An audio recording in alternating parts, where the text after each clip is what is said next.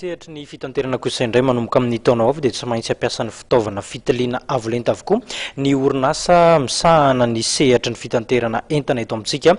Isan'ny lohalarana namaly izany fitakiana ny fenitra iraisam-pirenena izany moa ny DHL Madagasikara izay nahazo fitaovana vaovao.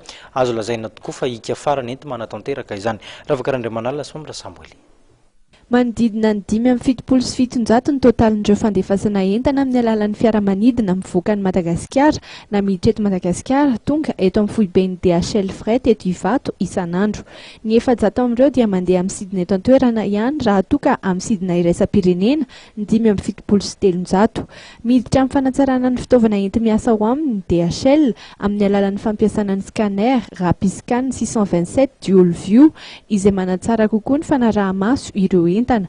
Mifamaly amin'ny filana eo amin'ny sehatra iraisam-pirenena ny fampiasana ity fitaovana ity satria manomboka amin'ny taona 2014 dia tsy maintsy ity avokoa no ampiasain'ireo rehetra amin'ny sehatra amin'ny fitaterana entana manerana izao tontolo izao. Ny avantagen'ilay appareil zany izy appareil innovateur de dernière génération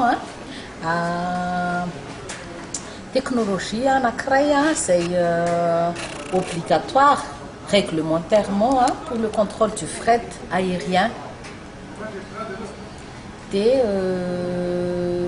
À partir du début d'année 2014, ity zany no appareil obligatoire amin'ny contrôle en colis en fret aérien. Ny DHL moa zany en avance zay satria azo miloa le izy. Dia ny différence par rapport amin'le scanner anay taloha zany akoatran'le izy hoe exigé amin'ny resaka hoe en matière de sûreté pour l'année 2014 obligatoire de ni qualité en image par rapport à mes scanners taloha satria 250 niveaux d'image le teo aloha ary ty vaovao 4096 niveaux d'image. Afaka stocké hatramin'ny 100 000 images mémoire intégrée ao anatiny dia manana disque dur externe anankiray zay mbola mazaka plus de 500 000 images. Nanao fampiasam-bola goavana ny DHL Madagasikara ka nahafahana nametraka ity fitaovana manaraka ny fenitra iraisam-pirenena ity satria dia mitety-bidy €2,700 ity fitaovana ity niaraka tamin'ny saran'ny fampidirana azy sy ny fametrahana azy.